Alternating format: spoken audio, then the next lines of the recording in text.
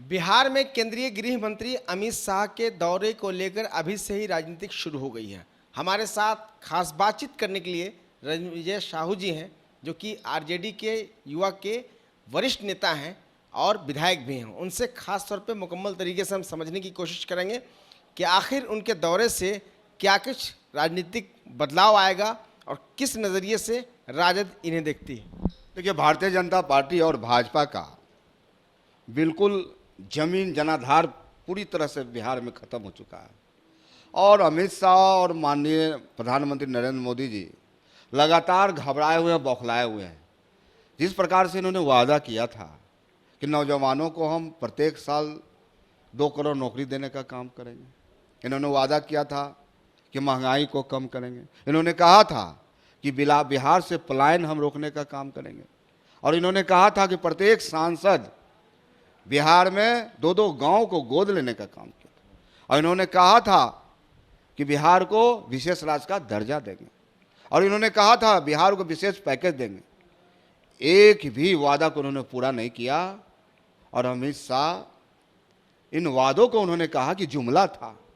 तो बिहार का नौजवान, बिहार का छात्र, बिहार का किसान पूछता है, मोदी जी से पूछता है, अमित शाह जी से पूछता है कि आपने जो बिहार के लोगों से वादा किया, जो देश के वो लोगों से वादा किया, उस वादा पर आपने खरा उतरने का काम नहीं किया।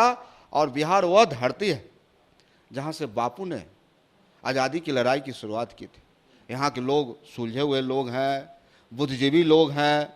तो हमें लगता है कि भारतीय जनता पार्टी के कोई भी नेता आ जाए, और हमारे नेता माननीय उप मुख्यमंत्री तेजस्वी प्रसाद यादव जी ने 2020 के आम चुनाव में विधानसभा में लोहा मनवाने का काम किया अपने प्रतिभा। सवाल है आपसे, आप ये विधायक भी हैं, पुराने नेता भी हैं, लेकिन सबसे पहले युवा आप हैं, तो अमित शाह के दौरे को लेकर यूथ किस नज़रिए से देखता है? खासतौर पे ये बताइए प्रतिनिधि के। युवा ठगा हुआ महसूस कर रहा है और अमित शाह को युवा खोज रहा है।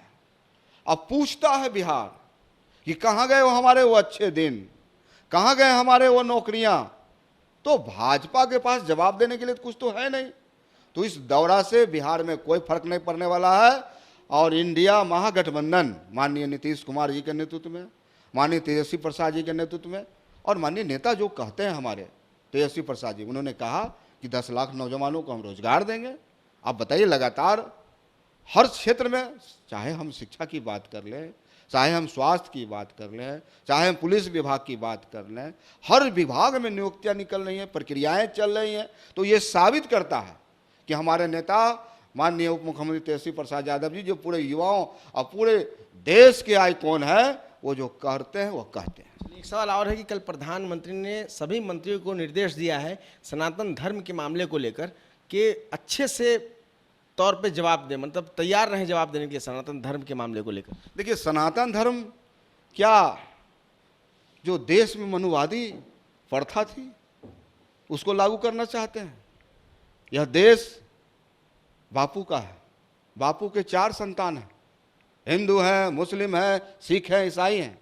इसलिए देश सबों का है। ये देश की कुर्बानी में, देश की आज़ादी में सभी का खून बहा है।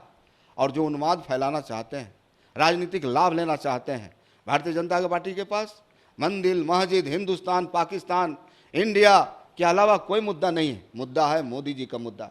साहब, अब लोगों को रोजगार चाहिए, अब लोगों को रोटी चाहिए। आपने कहा था कि 2022 तक पूरे देश में हम जो गरीब लोग हैं उसको पक्का मकान बनवा देंगे। आपने कहा था कि 2022 तक एक भी देश में कोई हमारा नागरिक खुले में शौचालय नहीं जाएगा। आपने तमाम ऐसी वादा किया था, किसानों से वादा किया था कि आपके जो मूल्य है अनाज के दुगने हो जाएंगे, आय दुगने कर देंगे। तो किसान हो, मजदूर हो, युवा है, नौजवान है, महिलाएं हैं, गैस सिलेंडर का दाम, पेट्रोल का दाम, जो महंगाई है, हमें लगता है कि पूरी तरह से भारतीय जनता पार्टी बिहार ने देश से विदा होने वाली है। 5 नवंबर को जदयू जो है कि संविधान बचाने के लिए संविधान बचाओ देश बचाओ भाजपा हटाओ का एक नारा के साथ जो है कि पटना में एक जो है कि भीम संसद का आयोजन करने जा रही है। अगर आप लोग को आमंत्रण दिया जाएगा तो क्या उसमें जाएंगे? देखिए, निश्चित तौर पे हमारा महागठबंधन का एक बड़ा स्वरूप है और विचारधारा तो एक है। चाहे जदयू हो, चाहे कांग्रेस हो, चाहे सीपीआई हो, माले हो, तमाम ऐसे दल हैं, इनका एक ही विचारधारा है कि इस देश की हम संविधान की रक्षा कैसे करें, इस देश के लोकतंत्र की हम रक्षा कैसे करें। इसलिए हमारा विचार मानता है और हम संकल्पित हैं और एक मत है, सभी लोग एकजुट होकर भाजपा को भगाने का काम करेंगे। चलिए, साफ है कि जो जिस तरीके से जब भी केंद्रीय गृह मंत्री का दौरा है बिहार में, इससे लेकर राजनीति शुरू हो चुकी है और साफ तौर पे आरजेडी का ये मानना है कि जितने भी वायदे आज तक केंद्र सरकार ने किए, प्रधानमंत्री ने किए, और इससे कोई फ़ायदा नहीं बिहार को हुआ है, और जितने दौरे अमित शाह करेंगे उससे फ़ायदा राष्ट्रीय जनता दल को पहले से ज़्यादा होगा, और जो वादे उन्होंने किए हैं वादे एक भी पूरे नहीं किए हैं। कैमरा पर्सन चलिए फिर से चलें। आरजेडी के साफ तौर पे मानना है कि जितने वादे किए गए हैं वादे आज तक पूरे नहीं हुए हैं। अब देखना होगा कि अमित शाह के दौरे के बाद राजनीति किस करवट लेती है। कैमरा पर्सन शशि कुमार के साथ आफ्ताब आलम, न्यूज़ बाय स्कोप, पटना।